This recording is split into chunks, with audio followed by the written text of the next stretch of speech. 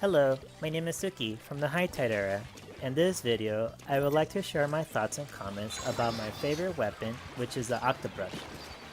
I have been playing the octobrush rather exclusively since it came out, and since then, I've tried different sets of gears and playstyles until I found something that I was comfortable with. So my goal is to describe what my experiences have been with these gears. I just want to declare that the different sets are effective for different playstyles. For example, I think that the octobrush can be played just as sneaky as it can be played recklessly, and the abilities that are chosen should be oriented around the way you play. The first thing I would like to do is give my description of what kind of weapon the octobrush is and how it should be played. The way I see it, the octobrush is a high risk reward sort of weapon.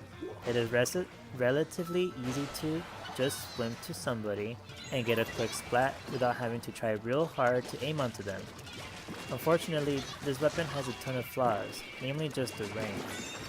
It has just about the same range as other rollers, which means that other octobrushes and crack-on rollers and such often end up trading with me, or I trade with them. It also has too little range to be dealing with things like snipers and splatlings, unless you can flank them or something. So it's probably not a high tier weapon because of that. But I think that having abilities that suit the player can make it a great weapon. So when I think about abilities most people think the octobrush should have are basically damage up and swim speed, but I'm here to talk about other abilities that I found particularly useful. So about damage up, I believe that it's the most popular gear or ability in general, and for good reason too. I mean, it allows you to get those 2-hit kills, which is just as quick as a carbon kill. It's just a little bit slower, but it's just about as quick as that. And it helps with keeping the drop damage high enough to still get 3-hit kills if you're brushing from above. And there are other benefits like breaking splash walls and popping a Rainmaker quicker. And then you could also make sure that people wearing defense up don't make it harder for you to kill them. So the first time I tried this set, I felt like this was a must-have ability to have. I mean, I felt like I was getting away with a lot of kills that I shouldn't have. But then one day I removed the damage up and noticed I was still getting my average KDs. So there were some times where I felt like I could have had a kill if I had the damage up, but it wasn't very often. And sometimes I observed if having the damage up was overkill or not, and most of the time it would seem so. So the way I see it, once you're in range, the base power of the octobrush should be more than enough to get a quick splat.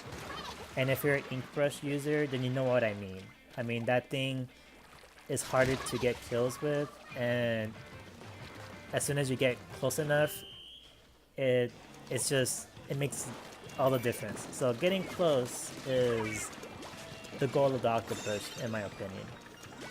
So that's where mobility comes in. The mobility is one of the main reasons why I would rather play with the octobrush than with the crack-on roller, for example. It just seems like there's more room for error while using the brush.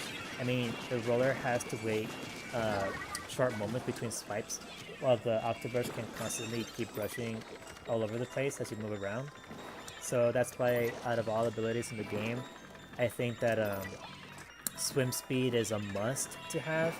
At least one main, ideally 2 mains if you can.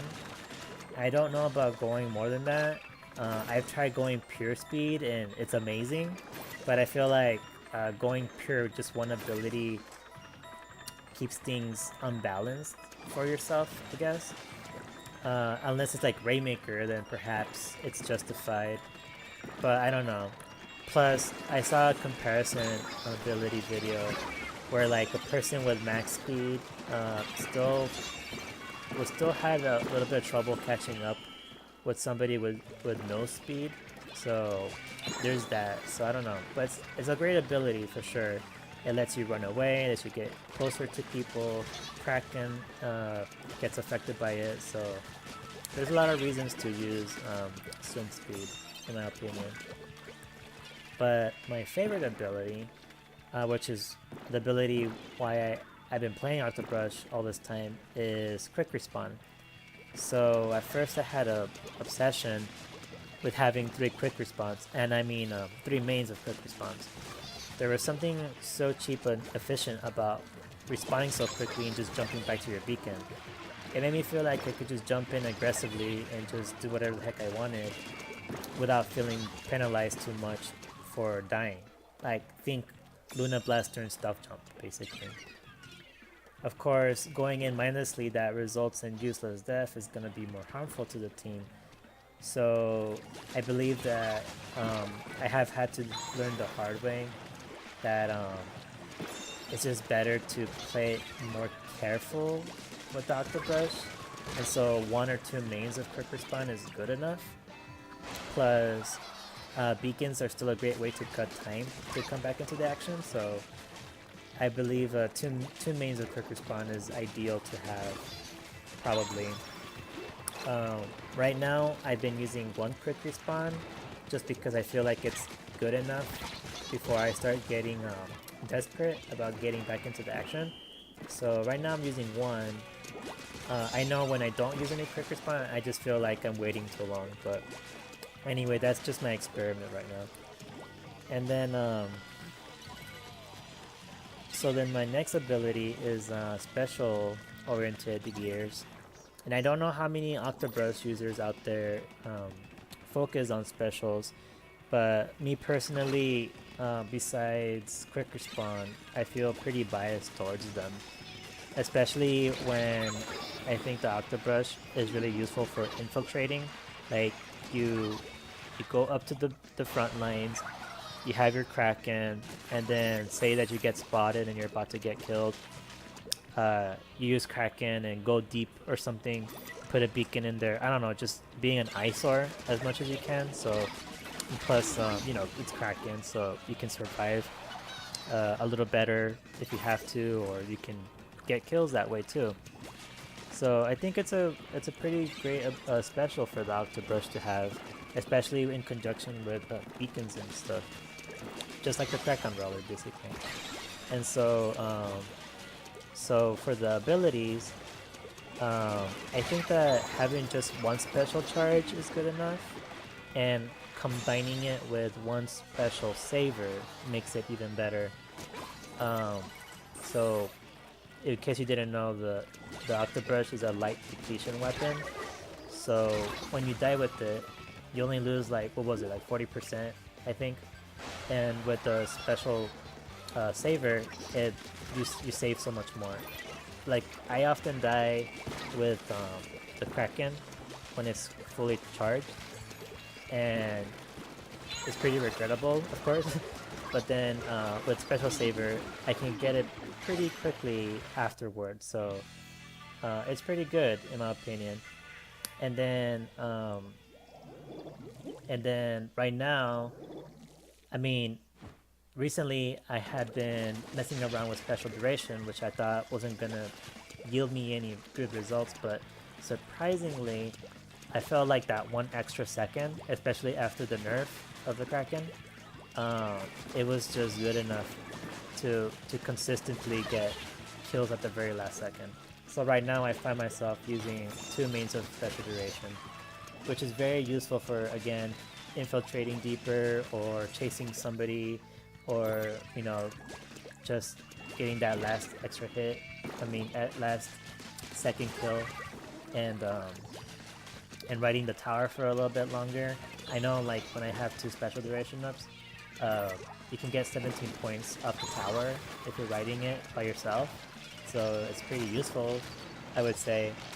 And so yeah, and then some other abilities that I think that goes well with the octobrush are comeback and stealth jump.